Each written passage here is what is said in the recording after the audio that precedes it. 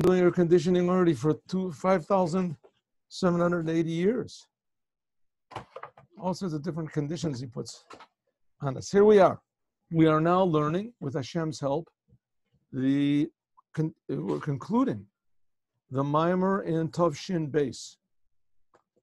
Tavshin Beis by the previous Lubavitcher Rebbe, Rabbi Yosef Yitzchak of blessed memory. And he wrote this Mimor, it was 1942. 1 second, let me just get this. Okay, here we go. 1942. And we're talking about how exactly the soul of a Jew works. Now, the purpose of the soul of a Jew is to enliven the Jew. And what is exactly a Jew? Here you see, God forbid, a dead body, right? So a dead body is a dead Jewish body. Well, inside of this dead Jewish body, when it was alive, there was what we call an enlivening soul. The person had a soul. And inside of this enlivening soul, there was an intellect. And inside of this intellect was a feeling of Hashem. And then we can see, let's say, the counterpart even by a non-Jew, that there's a person, there's a body, then a person has his normal drives, then he has, you want to call it his psyche, his intellect. And then a person has like his conscience and his how do you say, uniqueness, his personality, his talents, his skills, things unusual, things which are not according to his body, and it's not according to his, it's a human thing. The human things. Well, the Jew has all this, but he also has what we call a feeling of Hashem. The Jew naturally has a feeling of God.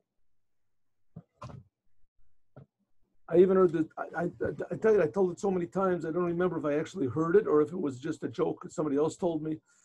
But two Jewish women were talking with each other about their children. And one of them said, what about your son, Stanley? He said, oh, don't ask, it's just terrible. I had two sons, Stanley and Max. And Stanley, he just went crazy, he got in with these Lubavitchers. And now he's, putting on these boxes, and he doesn't want to ride on Shabbos, and he's just doesn't want to eat everything that we eat. And, he just stands in the corner and he shakes and everything like that. And he's just really crazy. I just can't stand it. So what about your other son, Max? He says, oh, Max, thank God he's not religious at all. In other words, every Jew thanks God as a feeling of Hashem. It doesn't have to be so religious. But there it is, this feeling of God. That's what's called the godly soul. And we underestimate how powerful this feeling is. Right? You tell a non-religious Jew, tell a Reformed Jew, you're not a good Jew. I'm just as good a Jew as you are. What are you talking about? And in a way, he's right. He's right. You can't compare things. This guy's not a good Jew just because he doesn't do the commandments. He is a good Jew. Maybe he doesn't express it in the way that a Jew should express it. But to be a good Jew, what is this part of being a Jew? What does it mean? I am a Jew. What does it mean? That's called the godly soul. Right? You see a non-Jew say, I'm just a good Presbyterian, whatever it is, a Baptist, that's what the guy is, and he doesn't do any of the things the Baptists do, right? A Muslim does nothing that the Muslims do, doesn't believe in any of it. Not to it, but I'm a good Muslim, I am a Muslim. Right? I'm a Hindu in my heart. He does nothing whatsoever what the Hindus do, nothing what the Buddhists do, nothing what the Zoroastrians do, whatever, absolutely nothing. There's nothing. I am a good Hindu just as good as you are. You never find it. Doesn't exist. There's the godly soul inside of a Jew. It feels Hashem. It feels God. It doesn't always translate it the way the Torah translates it, the way the rabbis translate the Torah. Just as good a Jew, because he feels his Jewish soul. He feels it.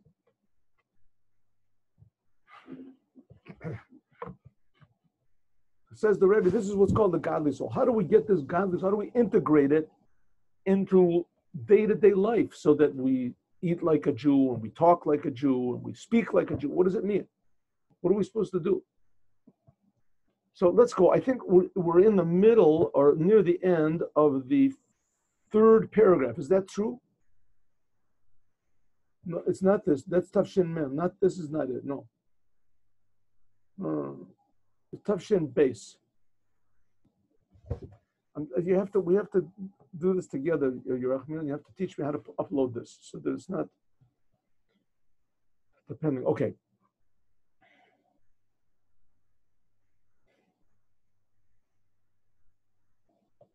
All right. So the Rebbe explained how the dynamics of this works. And basically, this is going to be the dynamics of the Mashiach. The Mashiach is supposed to come and convince the whole world that there's a creator and that the creator cares about them. We say this every day in Aleinu, 3 times a day. Yakiru v'yedu kol yeshvei teredo. All people in the world will know and realize, right, that there's a creator, that there's God. Yifnu elecha kol rishei oretz. All the evil people in the world will turn to you, Hashem. What page number do you have? I'll put the PDF into the chat. What page number do you have? In my book, it is on page 108. Okay, I'll put it up there now. There it is. Yes, there you got it. Okay, one second. That's it. Dalet. No. Gimel. It's a different page. There it is. Yep. Gimel. A little bit bigger. The line starts with the word. It starts with the word.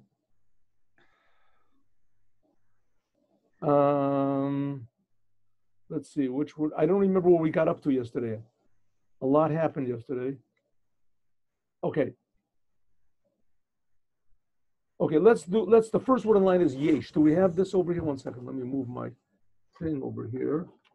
Let me move this thing. Second. Is it the same as, no, it's not. Just one second, don't move it anymore. Just don't. You can download it in the chat. I put the actual page. Just click on the page, it will come, PDF. Nothing in my chat. Okay, let's not waste any more time. There's no. Oh, what's it? File. Here it is. This is it. File. Google Drive. I did it to everyone. Hold on a second. I'll do it again. Let's do this. We should do this after the class. 1 second. Here it is. We'll do this after the class. All right. Let's do this at 9:30.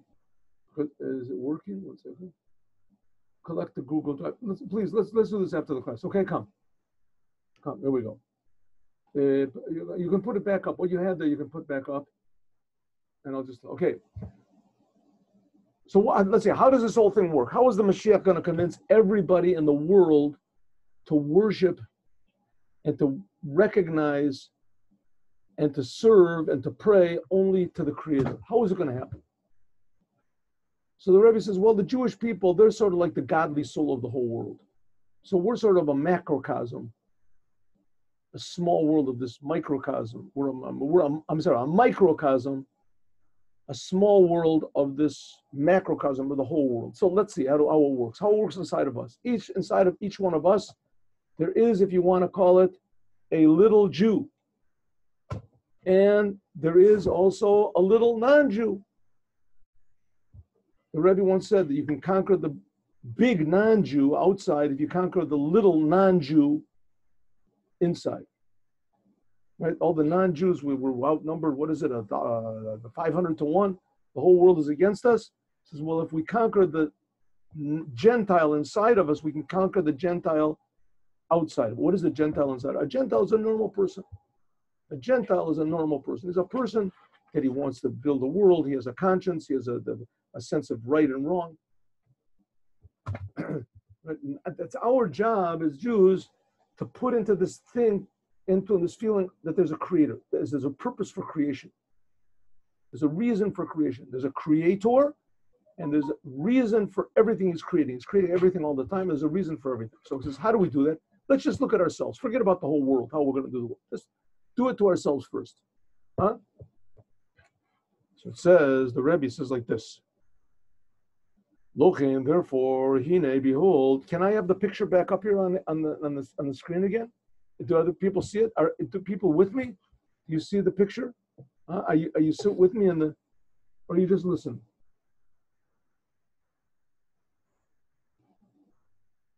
Just listening. Okay, everybody just listening. There was before the the text on the page. That was good. No? All right. Lochin, therefore, hine keshen nefesh hasichli is when our intellect mitpaelet gets excited. Altiv hasaga, on a good idea of elokus, your mind gets excited. Wow, God creates the world. This is amazing, right? You see, God makes the sunset. Everybody in their different way. It says that God gathers the Jewish together, people, echad echad. Everybody has their own thing, which suddenly makes them realize, hey, God exists, right? Something happens in their life, something really good, something the opposite, God forbid it. All of a sudden he realizes, hey, there's God. This is a thing it's incomprehensible to me. But as soon as the intellect realizes some of the awareness, it tunes into some of the awareness of the godly soul, the mocho,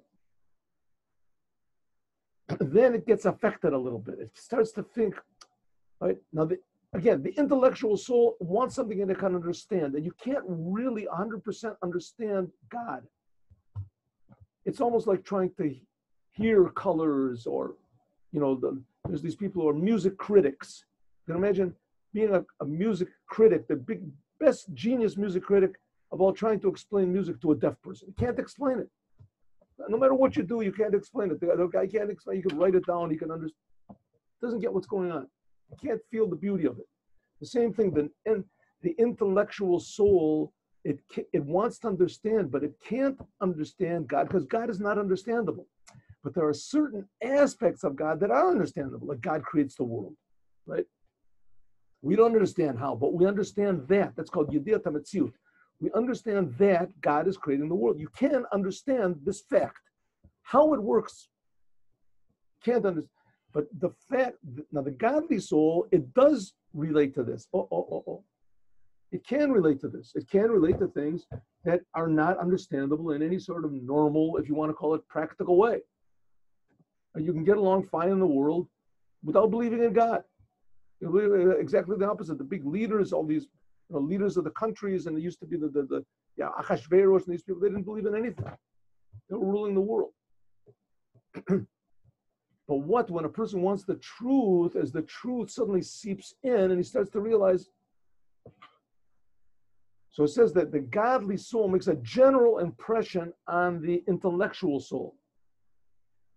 Alativ hasaga elokis and nefesh elokis, befrat, and especially the kasher, when follows nirgeshes, when the intellectual soul starts to get excited, believe in your heart. Hine nefesh of Bahamis, then the godly soul, I think the nefesh of Bahamis, then the animal soul, she balis palos, the animal soul, which its whole thing is getting excited about itself. Suddenly the animal soul starts to get excited from the intellectual soul. Now the animal soul doesn't understand anything, but it can realize that the intellectual soul is excited, and it sees that it's excited, so it gets excited too.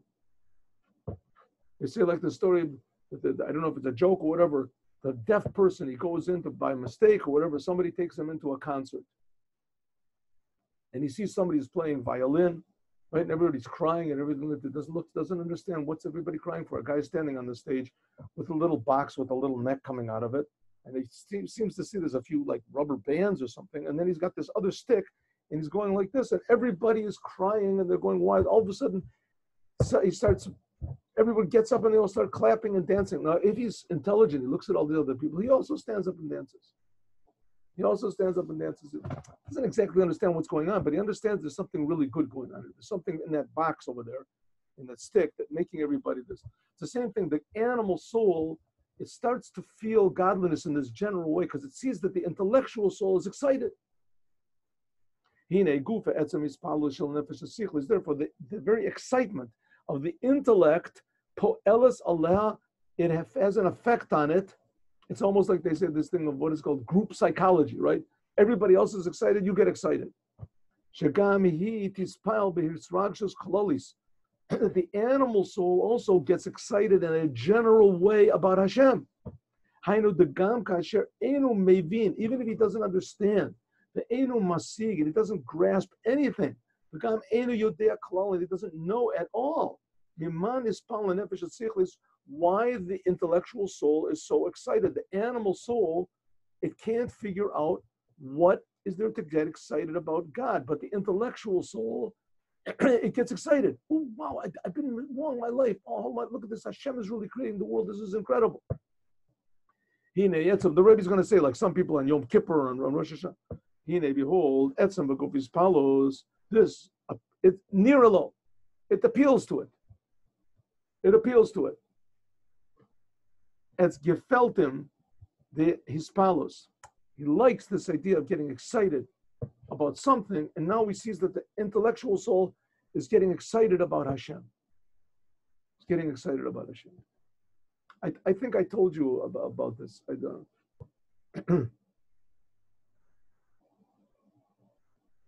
There are a lot of stories. I know there are several stories about people that they hear a story. There is also good speakers. Some people go to a lecture, and they have a lecture about miracles that happened day to day, miracles that happened in the Holocaust, miracles that happened in my family. They hear stories about Rebbes, about Tzaddikim, about this. And they hear about this and they say, this really makes sense to me. This is really good. He gets excited about how wonderful it is to learn Torah, how great it is to do the commandments. And this person stopped and he put on tefillin from nowhere.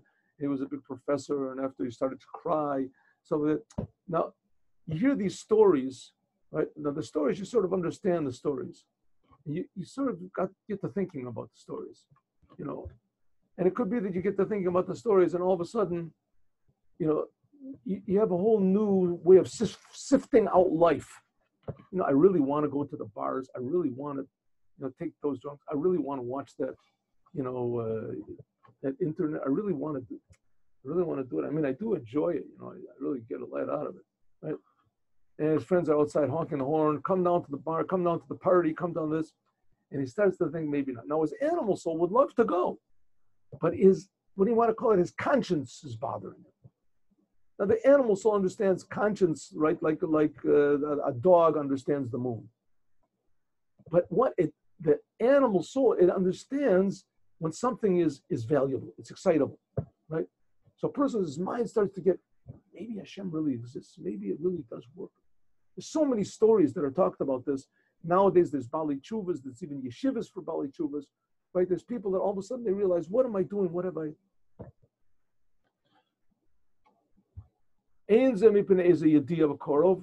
This especially happens now. There's a lot of these, the other religions, the church, and these people, they take people who are criminals in the Honduras and all these people that were in, these terrible gangs, and suddenly they become religious. I don't know if it really makes any difference, and I don't know if it makes them any better. Maybe it just makes them more religious, but now they're, they put another tattoo on themselves. I don't know. But nevertheless, the idea that there is God, maybe they call it by the wrong name. They call it by, Zork or something. They call it, but nevertheless, they feel there's some sort of a power that's above them, that they're not alone. They're not alone. Now, this is not the godly soul. This is only the intellectual soul. The intellectual soul gets interested by spiritual things. The job of the Jews is to get everybody interested in the Creator alone, and to know that all these other powers and gods and angels and spirits or whatever, they're just creations. Nevertheless, when the animal soul feels, it's one person, the person's intellect starts to get excited about a godly idea, then the nefesh hapamis knows, nefesh hasichlis mispalas, and the animal soul knows that the intellectual soul is excited. In a lozu bilavad, not only that, shaloya poel bo shum hispalos, that it wouldn't affect on it any sort of excitement. Ela odzot hoyata mitracheket. If it wasn't for the intellectual soul, not only the animal soul, the natural soul would not care about God, but it would keep as far away from God as possible. What do you need this Torah business for? But tachlis, why? Because be'emet hari eino rotze bezeh, he doesn't want the Torah. He doesn't want restrictions. The animal soul wants to do what it wants. How do they say? What do they call it in America? They call it they call it that this thing, what is it called? Pro-choice. Oh, pro-choice. Nothing is going to stop me. I'll tell you, I don't know if I ever told you the story, but I'll tell it, and I hope I can tell it in a very, very short way. Let's say less than 2 minutes. But how did I become observant Jew? I finished university, and I went to a lecture from Timothy Leary. He was a big professor in America, and he spread out this tremendously popularized this idea of taking LSD. And all my friends everyone was taking LSD, but I at that time decided to be a vegetarian, a natural, not for any reasons of conscience, just I thought that was right. Anyway, Hashem really helped me to put. Anyway, so I went to hear his lecture because everyone's taking LSD. I didn't want to take it. And over there he made an anti-Semitic remark. He said that the only thing that's bad in the world are the theistic Jews and their jealous God. To this day, I don't know if he said theistic or atheistic.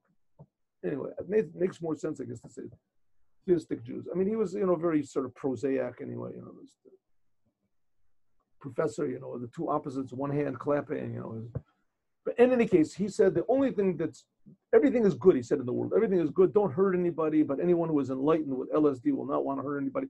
The only bad thing, he said, are the theistic Jews and their jealous God. Then this really shook me up, and afterwards I became, I started looking into what is Judaism and what it is, and that eventually led me to Chabad, a whole big. Okay, anyway, years later, I looked into Timothy Leary, and he was not anti-Semitic at all. He had no anti-Semitic. He was a big, very leftist free thinker. To tell you the truth, I don't know how leftist he was, but anyways, he was a very free thinker and everything. So I thought, well, so why did he say that? Why did he say that? So I realized what he meant. He didn't like the idea of anyone telling you what to do. He said it in his lecture. You are God. You write your own Bible. Everybody decides with it. Pro-choice. Pro-choice. He spoke for, they say that, Hitler spoke for the German people. He spoke to the soul of the Germans. Well, he spoke to the soul, this Leary, of everybody. Everybody's soul. What soul? The animal soul. He spoke for the animal soul. The animal soul, don't tread on me. No one's going to tell me what to do. I am pro-choice. I am this. I want to keep totally away. The problem is that people have intellect. And the intellect starts thinking, is this really right or is it not right? No. If people like this, they justify everything the animal soul says. So the intellectual soul works overtime trying to explain all the, you ever read the French philosophers, works overtime explaining how there is no right and wrong, and there's no meaning, and there's no tomorrow, and there's no whatever it is, and you're alone, and all. Comes along the Jews, all of a sudden the Jews come along, and they have this, another soul, another perception, right? It's almost like a deaf person trying to tell a hearing person trying to convince deaf people that there's music. Almost. Says, but it's not the same thing. Why? Because God, not everybody, you can live your life fine without music. I mean, it would be very difficult for some people, but you can't live your life without God, because God's creating you. He's creating all the time. You can oppose it. You can go against it. You can deny it. But the fact is, it's a fact. There's a fact. Who's going to tell us this fact? A bunch of deaf people never heard music before. Right? Who's going to tell them that? There has to be somebody that tells them that there is music. And then they start to realize they also hear music. Right? A deaf person, of course, that's where the analogy breaks down. Because a really deaf person, let's say, doesn't hear. But everybody feels they're alive. Everyone's alive. Everyone in the world is alive. And you can feel that there's the Creator creating you. That's the idea of what the Jews are supposed to do. But first of all, we have to do it to ourselves. So we have the animal part of us that wants nothing to do with God, nothing to do with anything that will limit it. It keeps away from the vitachlis, liot shebe'emet, because really, hari eino rotza b'zeh, the animal soul doesn't want godliness. Umitracheket mizeh, and it keeps far away from God and the Torah. Ela sheliot betiva bal haspalos. But what? Because the animal soul, it has to get excited about things. That's what depression is. What is depression? When a person doesn't get excited about it. The animal soul has to be excited. It wants to be excited about something, interested, directed. Even if it's excited about being a hermit, being on a mountain in Tibet somewhere, he's going to go to nirvana, he's going to kill all of his pleasures, whatever he's going to do. But it has to have some sort of a goal that it gets excited about. And this whole idea that the animal soul likes to be excited about something, interested at least, this makes on it Roshem, anything which is interesting, makes on it an impression. Therefore, when the intellectual soul gets excited about an idea, Osit bo Roshem, it makes an impression, lihit pa'el, to get excited. So where do we see this better now? In America, I don't know other places, where all the media is trying to get you excited, right, about, let's say they hate Trump, let's say. So all the media says, they bring you all sorts of proofs. Hate this man, hate this man, hate this man, right? And so it wasn't in Russia, love the country, hate the imperialists.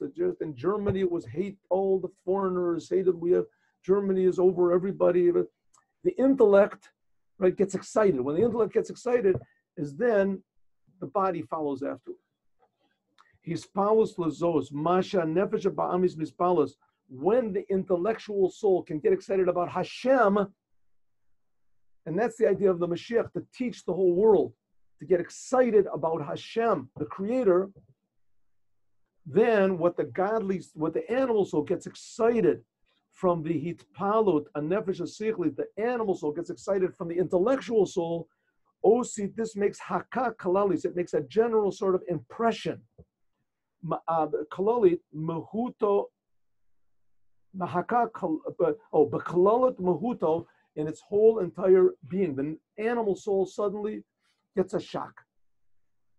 Shenita kal kalpanim, that it separates itself, at least l'shat, temporarily, mit kashruto begashmiut, in the physical chomriut, in the physical world, or in the mundane world, or the crass world.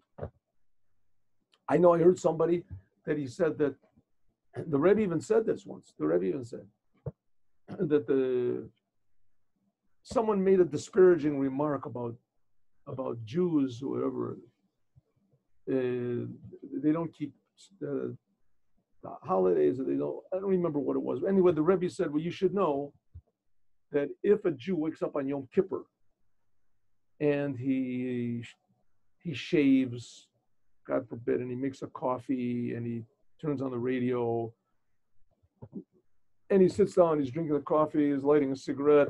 Suddenly on the radio it says, today is the Day of Atonement. Millions of Jews throughout the world are flocking to the synagogues to pray to the God of Israel. All of a sudden he thinks, whoa, Yom Kippur today. The Rebbe didn't exactly say this like this. It's Yom Kippur. He grabs his keys and he gets in the car and he goes to shul. And he goes in the shul and he picks up his machzor and he looks in the English and he prays for 10 minutes and suddenly he realizes, oh no, I have a big business appointment today. Today is the big business appointment. And he closes the siddur after 10 minutes and he runs outside. The Rebbe said, you have no idea how much pleasure that God gets from that 10 minutes that he sat in shul. In other words, what happened? Something broke into his life that he suddenly realizes that it's not my life. It's Hashem's life. And let's say he realized it in the most superficial way of all, but it came in. It came in. And that's the beginning of a whole new era in his entire being. And instead of thinking about what people think and what the stock market thinks and what my obituary is going to say and what this is going to be and how much money I've got, how many zeros I have in the bank account, suddenly thinks about, hey, what does Hashem want? Maybe I'll lose my popularity, I'll lose my money. Well, that's already exaggerated. But he did it for 10 minutes. For 10 minutes, he did it. He broke his whole life. He did not think about anybody, didn't think about what people think about him. He became a Superman for 10 minutes. He says that's what happened is that the intellectual soul realizes today is Yom Kippur. All of a sudden his animal soul follows suit. This makes a general impression that godliness is good. Shenitak he separates himself, at least temporarily, from his attachment to Gashmius. Now, this, by a non-religious person, is exaggerated. By us, it's a little bit harder, right? A little bit harder to be a little bit late. Huh? Am I allowed to ask a quick question? Let's just wait until the end of this paragraph. Good? 5 more lines. Please remember the question. Like we see clearly, in the world, Veltika mentioned normal people. That people act in a normal way, what their soul tells them to do.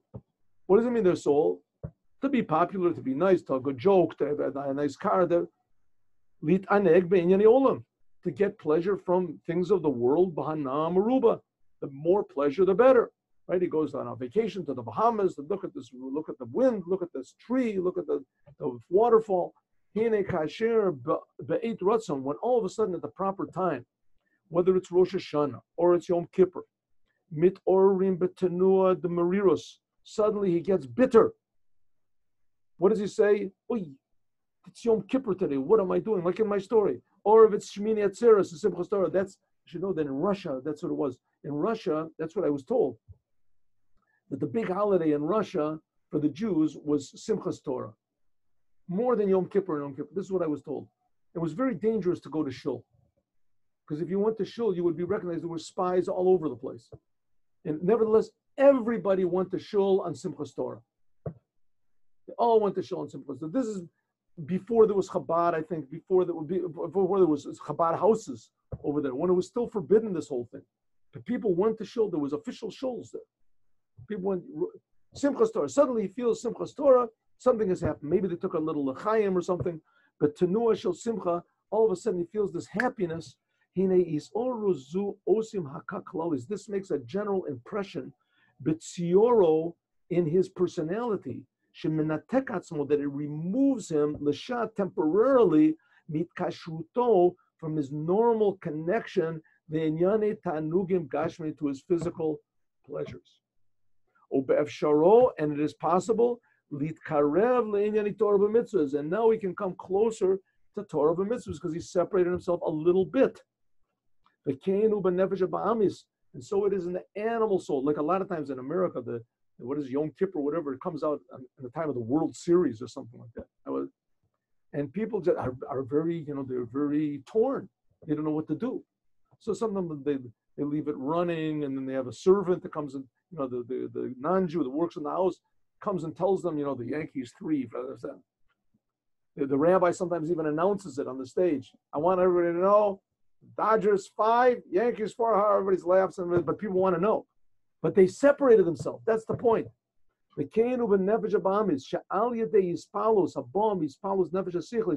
the animal soul, by means of feeling the excitement of the intellectual soul, today is Yom Kippur. Nasid Bokiruv Kololi, then the animal soul makes a general approach to godliness. All this is by means of the nefesh asichlis of a Jew. That the nefesh asichlis, the intellectual soul of a Jew, that this is an interpreter, a connection between the godly soul and the animal soul.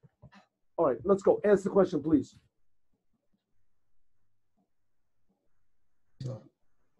So, yeah. Can you hear me? I can.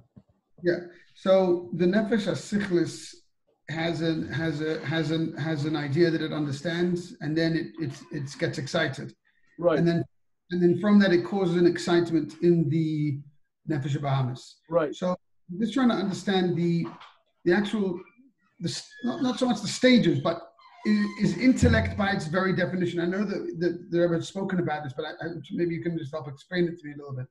That by its very definition, intellect is not something that's excitable. Intellect is a logical. So that idea of the actual excitement that happens, how does that happen outside of an environment of midas? Unless there are also midas, an entire makeup of excitement as in the nefesh Bahamas, except right. Sure there is. Listen, let's just take a simple example. People read books, very popular.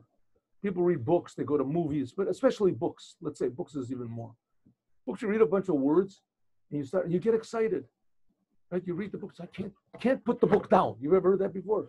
I can't put the book. Why can't he put the book down? Because the nefesh sichlis, even in a goy, it has emotions in it also.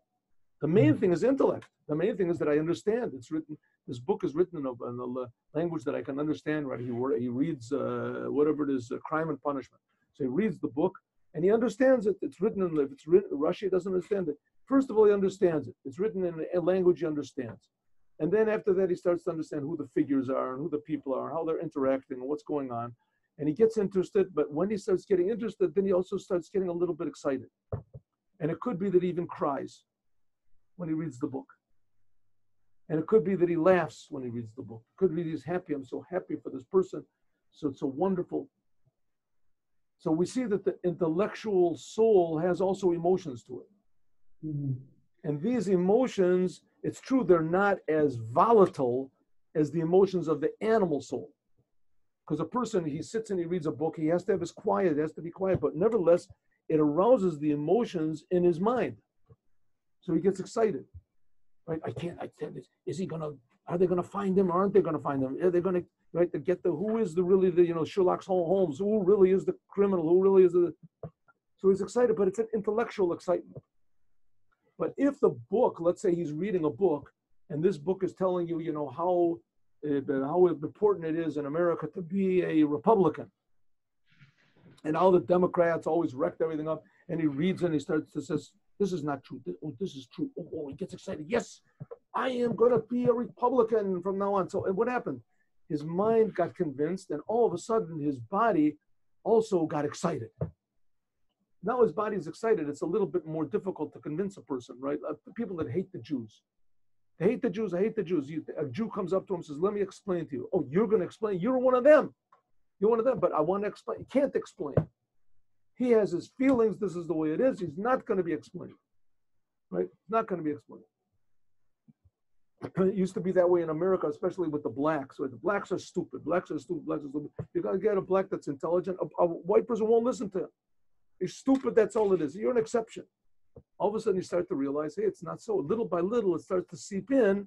Intellectually, they feel, then all of a sudden it becomes, okay, the blacks are just like everybody else. Okay, we'll accept it. Even the body. There's still people that don't, but there's always going to be. But it's the same thing with it. The intellect starts to think about something. The intellect gets excited. Then after the intellect gets excited, a person wants to know, that's called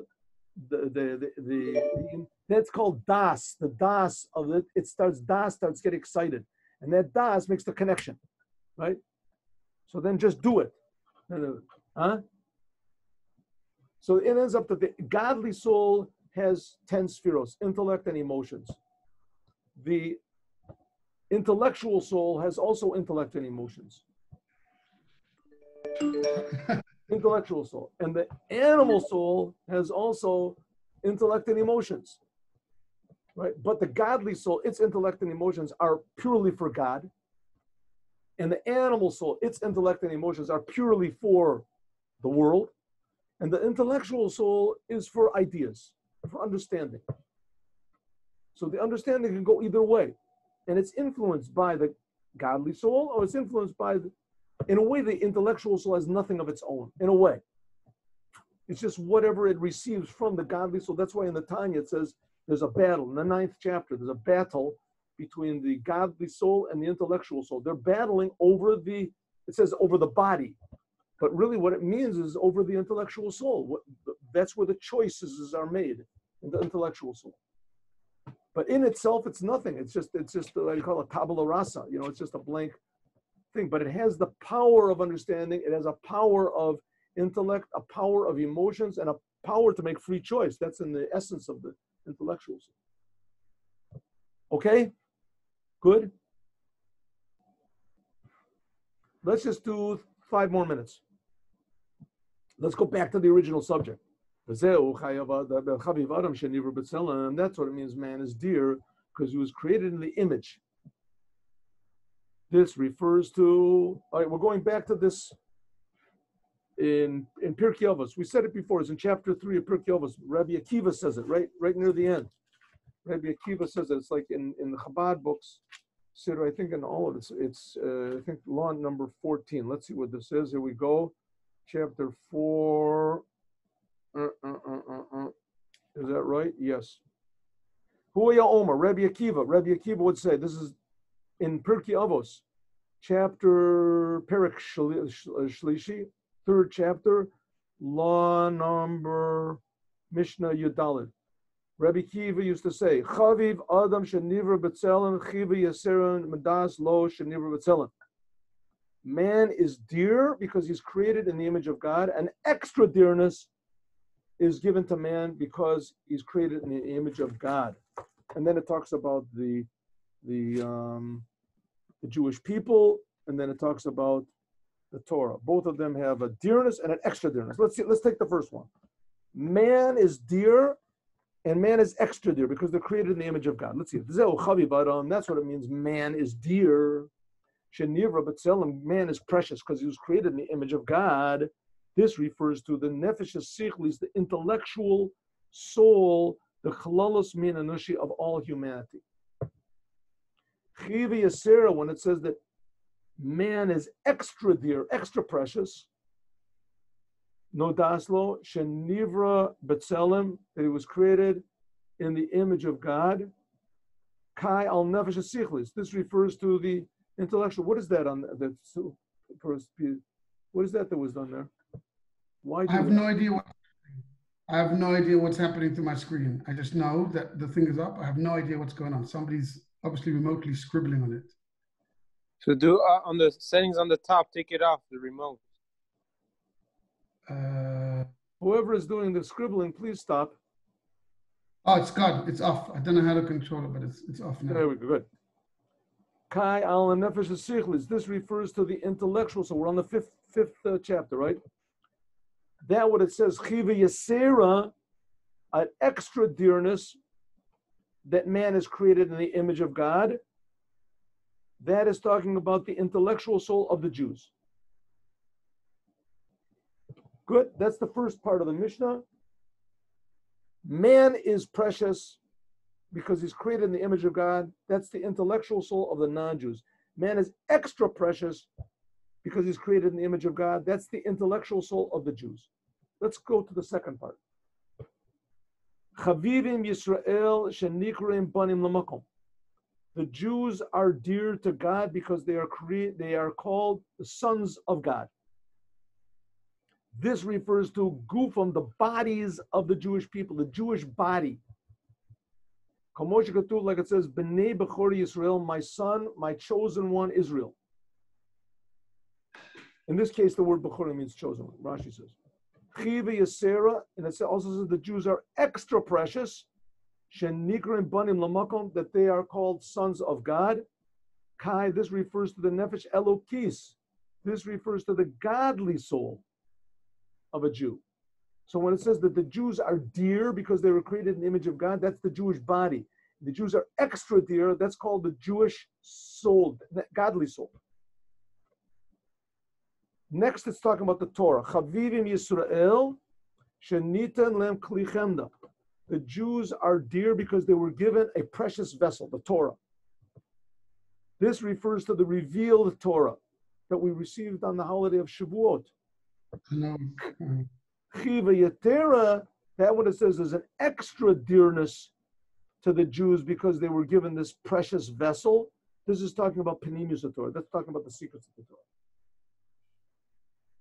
Okay, so this Mishnah then of Rabbi Akiva's is divided generally into three sections. The first talks about the intellectual soul. The second talks about the Jewish people. And the third talks about the Torah. And it's divided, each one of these is divided into two sections. There's a dearness and extra dearness. Precious and extra precious. The intellectual soul, precious is the non-Jews. Extra precious is the intellectual soul of the Jews. What about the Jewish people? Precious is the Jewish body. Extra precious is the godly soul. What about the Torah? Precious is the Torah. Extra precious is the inside of the Torah. That's what it means. Lekach tov natati lechem. That's what it means. I have given you a good teaching. This is the revealed Torah. Torah T, my Torah al ta'zovo. My Torah, don't leave it. This is talking about the inside of the Torah, like the Rabbeinu, the Baal Shem Tov explains. And we're going to talk about this more. We'll finish this, God willing, tomorrow.